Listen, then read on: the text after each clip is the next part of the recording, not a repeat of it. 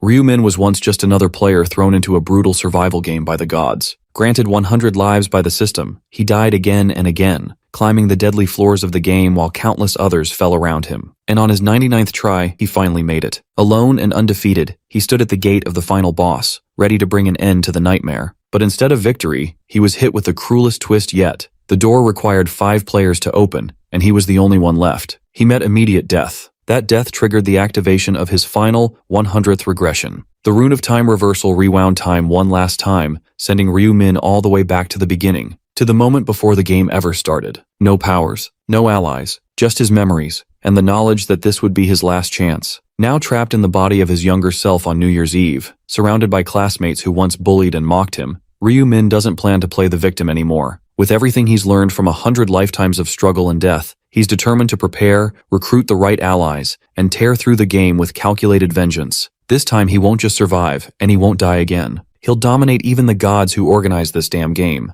An unfamiliar sound breaks through the noise. The voice mocks humans in a twistedly amused tone, calling them laughable for being so full of themselves despite having no clue about what's about to happen. Everyone freezes in confusion, and one by one they rush toward the direction of the sound, only to see a radiant woman slowly descending from the sky with an angelic glow. She looks down at them like they're nothing, casually comparing humans to pathetic monkeys trapped inside a cage. The humans watch in awe, completely drawn in by the surreal sight unfolding in front of them, many convinced it's just a high-tech hologram, while a few can't help admiring the angelic lady's stunning beauty. Even Min gazes at her, though for him it's far from fascinating since he's been through this exact moment repeatedly for the past 99 years, and frankly, he finds it more insulting than impressive by now. The angel lady smirks with that same condescending look and mocks the humans for falling in love with her so easily. One guy, clearly irritated by what he thinks is just some elaborate prank, points at her and demands to know who she is, asking if this is some ridiculous cosplay skit or a street drama with flying props. The moment he casually refers to her as a floating tissue paper, Min instantly knows this man has just sealed his fate. Right then, her eyes glow a deep, furious crimson, and in one swift motion she slices off the man's head in a fit of madness. His blood splashes across the crowd, leaving everyone frozen in terror and soaked in fear. The once graceful lady now stands as a merciless figure, declaring this as rightful punishment for a lowly human who dared speak against someone above his kind. With a sharp voice and a chilling gaze, she warns the rest that if anyone else chooses to question her, they too will meet the same end without mercy. Once silence settles, she tells everyone to listen closely, as she begins explaining the situation they are in. Min feels nothing but irritation listening to the same speech once again, and compares it to those boring school announcements from the principal that seem to drag on forever. She tells them they're going to play a game, a total of 20 rounds, one taking place each month. Then she explains that their souls will be transported to another dimension for this. All they need to do in that dimension is complete a quest assigned to them. She adds that once they finish their quests, they'll return to reality, rewarded for their efforts. Everyone is left confused by the vague and incomplete explanation, wondering if completing the quest might actually guarantee their survival. Just as they begin thinking too much about the idea of survival, the angelic lady speaks up,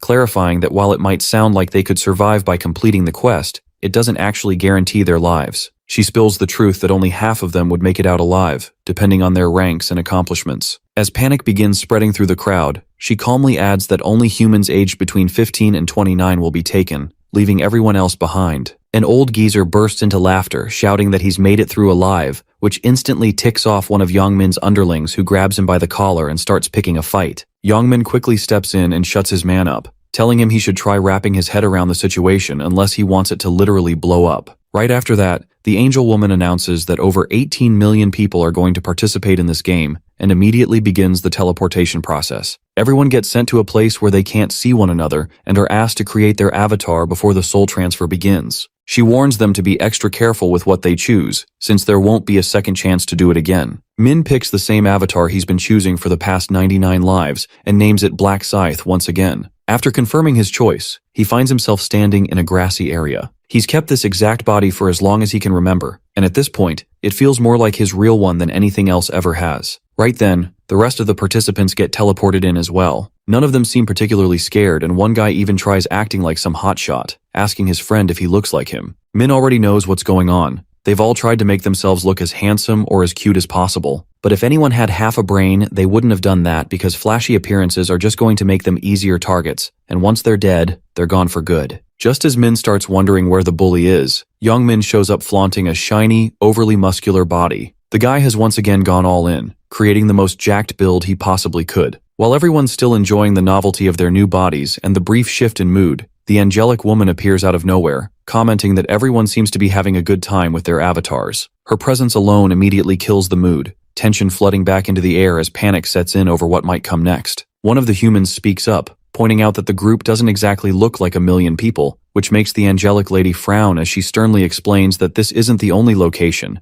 and that others are gathered in different groups with other angels. Before the first round kicks off, the big mad angelic lady gives them a quick rundown and tells them to picture a status window in their minds. Min brings up his own status panel and instantly feels annoyed, knowing he'll have to grind through all those levels from scratch again. Once everyone gets a look at their status window, the lady points out that they're basically noobs at the moment, which any gamer with basic experience could have guessed already. She tells them to start getting stronger and adds that if they somehow manage to clear all 20 levels, they won't just survive, but will also be granted a free wish. Then she instructs them to think of an inventory since she's left a little gift in there for each of them. Everyone checks and finds a single rune piece waiting inside. The big bad mad angelic lady explains that this random rune piece is a one-time use item and can only be activated while they're still at level 1. She tells them that it's a unique item given only at this moment and explains how they're supposed to use it. Yongmin wastes no time and activates his right away, looking genuinely amazed by the result. The big bad mad angelic lady casually remarks that everyone will be satisfied with whatever they receive, and once the runes are fully engraved, she finally reveals their quests. Right then, a quest window pops up in front of each person, instructing them to eliminate 100 goblins each. The goblins begin appearing all around, forcing the humans to stay on high alert. It suddenly starts to feel like someone managed to commercialize virtual reality, and they've all been snatched as test subjects for a new game. The big bad mad lady then unleashes a wave of 10,000 goblins against a group of 5,000 defenseless and completely inexperienced humans, ordering them to fight with the clear intent to kill. Min calmly steps forward and begins walking toward the monsters, drawing everyone's attention, and in a flash he crushes a goblin like it's nothing, making the whole thing look way too easy. Min knows that first impressions stick around almost forever, and for some reason, he wants everyone to remember exactly who he is. The reason is simple in his head. He just wants to keep all the annoying pests far away from him, and to do that, he needs to make it very clear how strong he is. On top of that, he also wants to catch the attention of the angelic lady. To hit all these goals at once, he puts on a performance so overwhelming that everyone watching starts wondering if he's some kind of elite soldier straight out of a secret military program. And to top it off, they even find his nickname, the Black Scythe, seriously cool. Watching Min go at it like a total pro fires up everyone around him, and they decide to give it a shot too, thinking that goblins should be the weakest monsters around anyway. Just when they start getting cocky, a goblin suddenly pounces out of nowhere and drives its dagger straight through a human, making it clear that this is no harmless tutorial fight. The moment that happens, panic explodes, and instead of helping, everyone just turns tail and runs for their lives. The goblins quickly swarm the crowd and start slashing through people, turning things into a chaotic mess. Min knows exactly what's going through their minds. Most of them probably thought this was just some kind of game, but he's sure their survival instincts will take over any second now, and when that happens, all they'll do is run, leaving everyone else behind without a second thought. Min had done the same once, and it took him 2 whole